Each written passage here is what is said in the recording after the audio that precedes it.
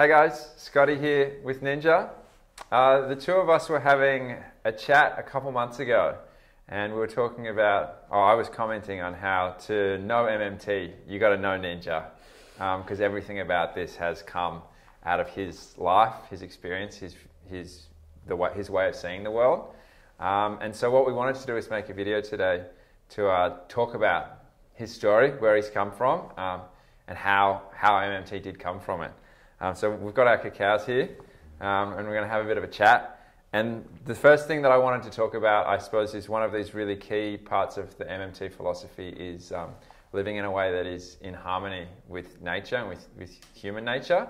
And can you tell us a little bit about how that idea sort of came to you, and how that became such an important part of the way of your life? Yeah, well, I'm from Tasmania originally, so from a small town, and I spent a lot of time on farms, so like dairy farms and crops and things like that. So I was born into nature. Like Tasmania is a beautiful place. It's really pristine and natural and untouched. Mm-hmm. So that was normal for me. I didn't have any contrast to know the city, things like that. So that was where I was brought up. And when I came over to Melbourne, I kind of gravitated towards the nature again. Mm-hmm. So the hills up here, Mount Dandenong, outer east of Melbourne. So I just had this natural affinity with nature and with compassion for animals, mm-hmm. things like that as well. And so I just I knew in my heart that connection with nature mm-hmm. was a really important thing for me, but for my health. Mm-hmm. So I always felt better when I was in nature and had a connection with the seasons and the moon cycles, different things like that. So I just knew that was a really important part of health, and something I brought into MMT. Yeah, amazing. And there's a story that you've told me a couple of times that I really, really want to get you to tell today, talking about some experiences that you had when you were younger, I suppose, of being a little bit less in line with nature and the way that your body reacted to that. And so can you tell us about that? Yeah. So when I was 15 to 21, I had cystic acne. So a really bad form of acne that meant that I didn't have much skin on my face, but also covered my neck, my back, everywhere on my body.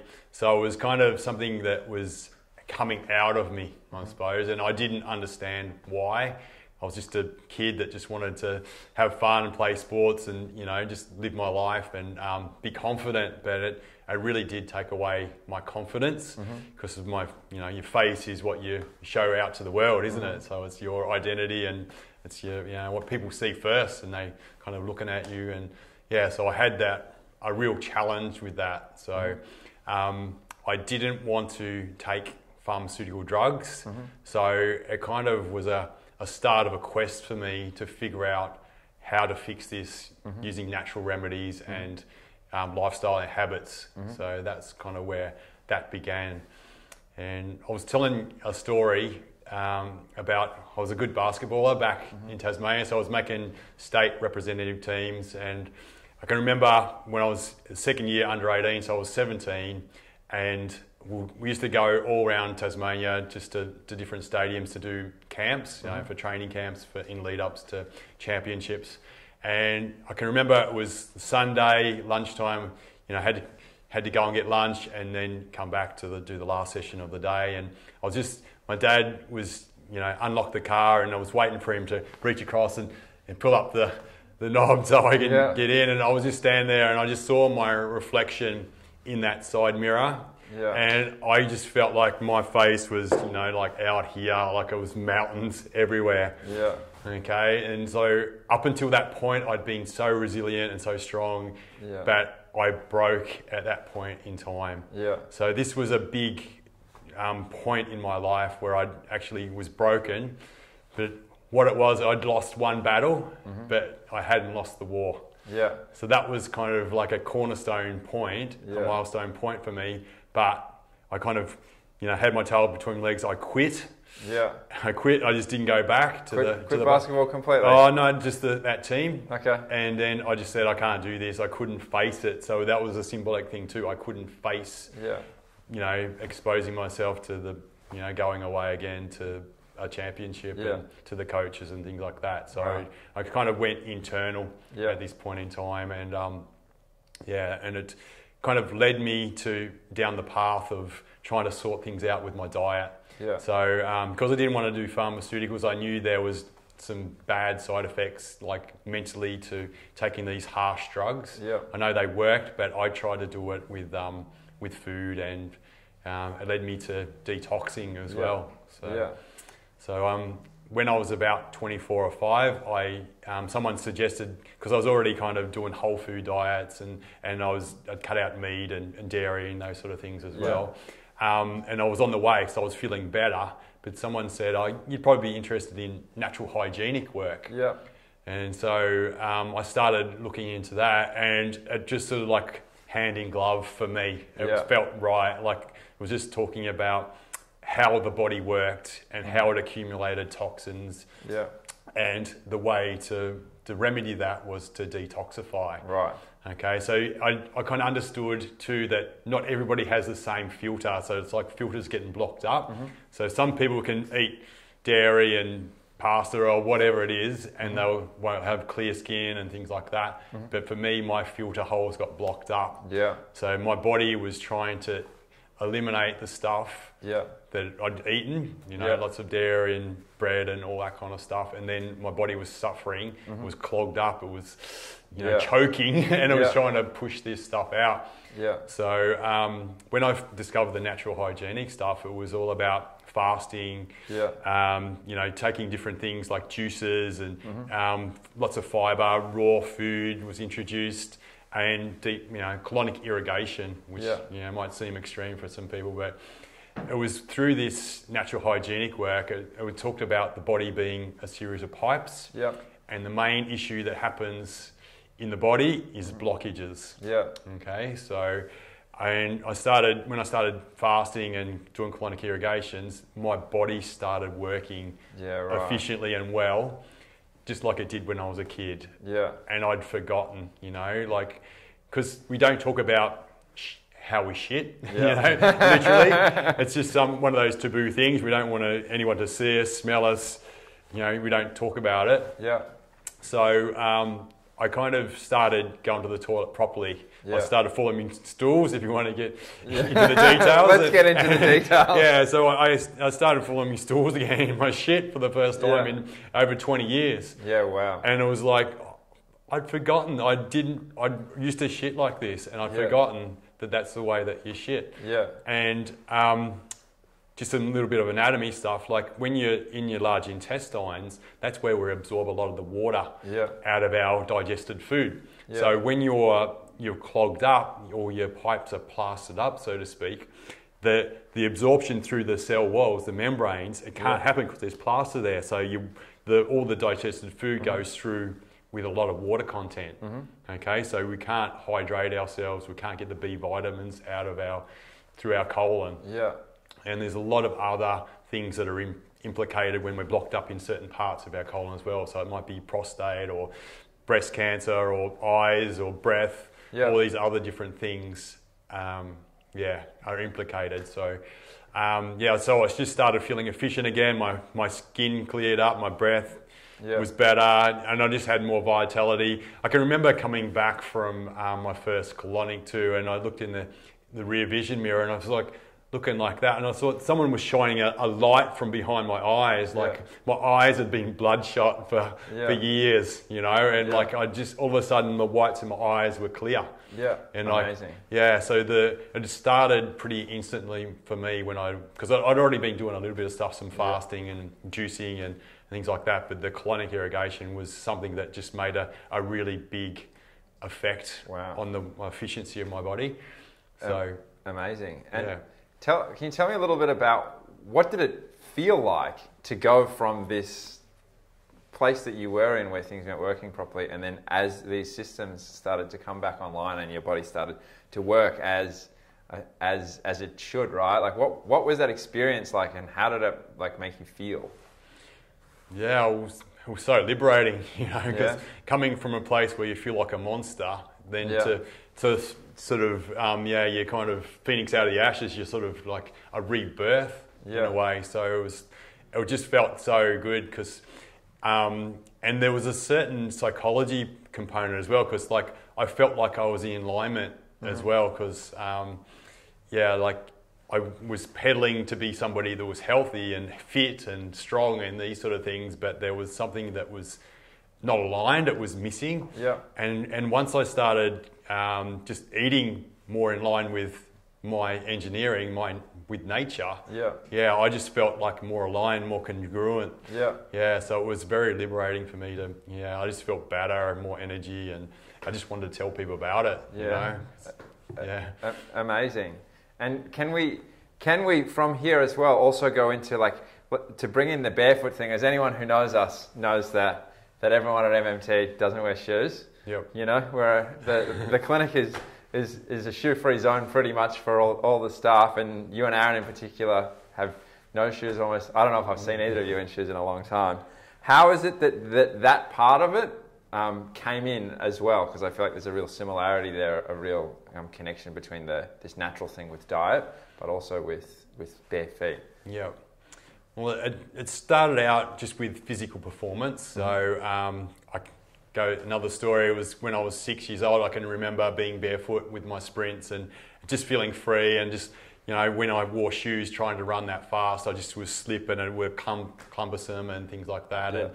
And going back 30 years ago, I was training barefoot as well. And so doing speedball and squats and things like that barefoot, and it was all about pure biomechanics, things like that. And then over 20 years ago, I've been lifting barefoot, so squatting, deadlifting barefoot. So it came in from the physical performance and awareness of your body, where you are in space, that kind of thing. But then later, it came in the awareness about grounding, earthing kind of things, and just sort of the microbes that come out of the soil, and just being more aware of what's going on. I feel like I'm living a more fuller life because I've got this awareness about the textures and the temperatures of the ground, and just what I'm going to tread on, and I'm looking at it. I don't want to tread on dog shit or things like that. So I just feel like I'm living a richer life because of bare feet. I'm actually taking more in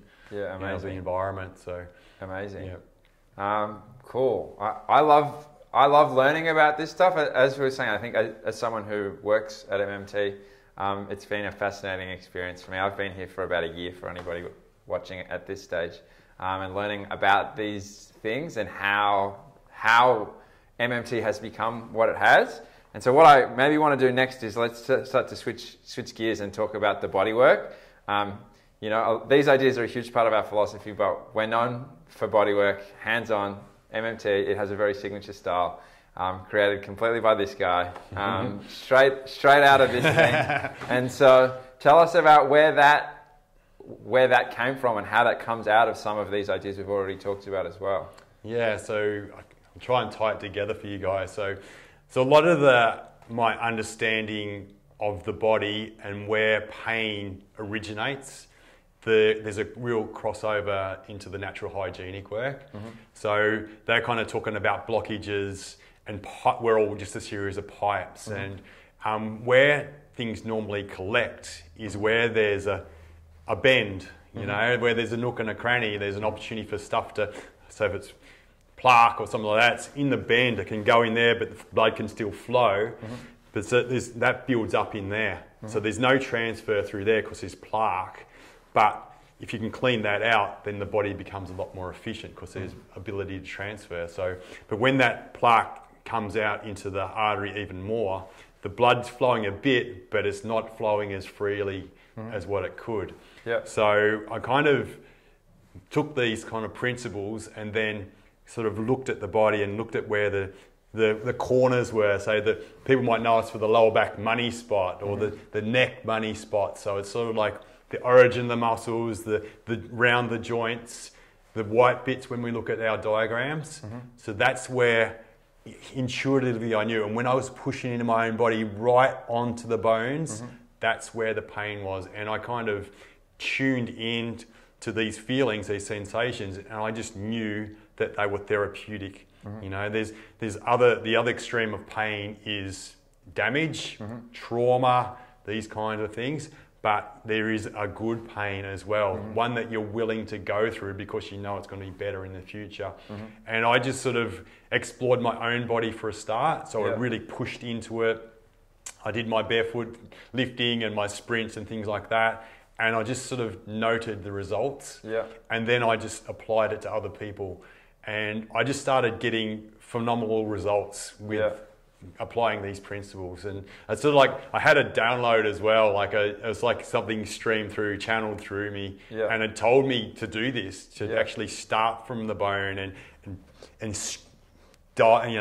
sink in, be firm, but kind of get permission, and then scoop it out away from where that started. So the origin is another little line I use. So the origin of your pain is the origin of the muscle, where it's attaching onto the bone. And another little one from Buddha, attachment is the source of suffering as well. So I've used that because he's kind of probably talking about more of a conceptual kind of attachment. But there is actually a physical attachment, and that's where the load and the stress and everything kind of originates. The scarring kind of happens there. The traumas all are embedded in there.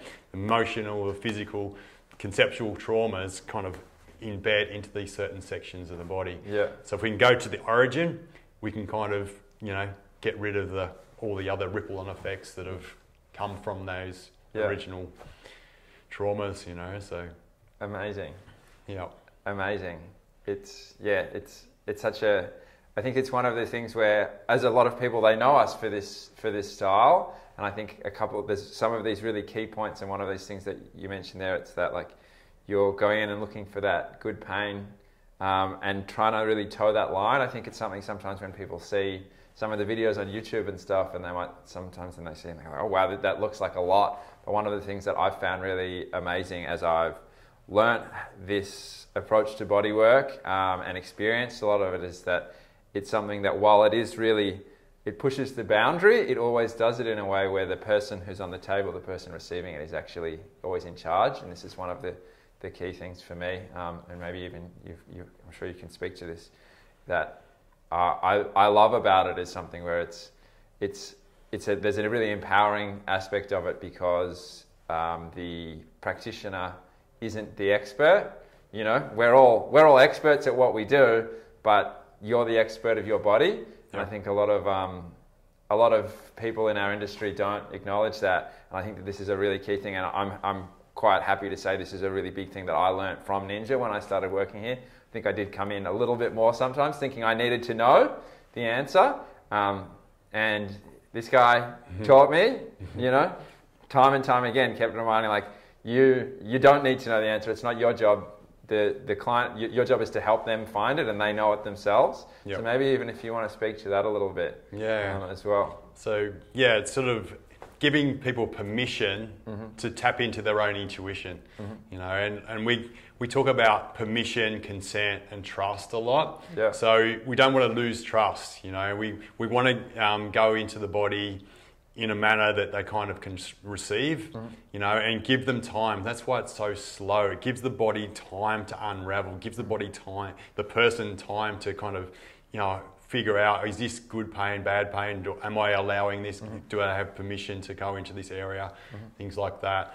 And so tuning into your intuition, your own pain better than anybody. You are the expert on you. And we say we are the plumber. So that goes back to that natural hygienic kind of philosophies again. Plumbing, if you think of a drain or some guttering or things like that, where does the stuff get stuck? It's where there's a dip, where there's a join. It's round the downpipe. If that's blocked, then things can kind of all spill over. But you just sort of take the leaves out, prop it up so it's the right, fall again. It just flows. It just works. And the body does that as well. It just magically heals itself when it's got the opportunity. Okay, so and that's all we're trying to do is just facilitate flow into the body again. Amazing. So that's it. I think so.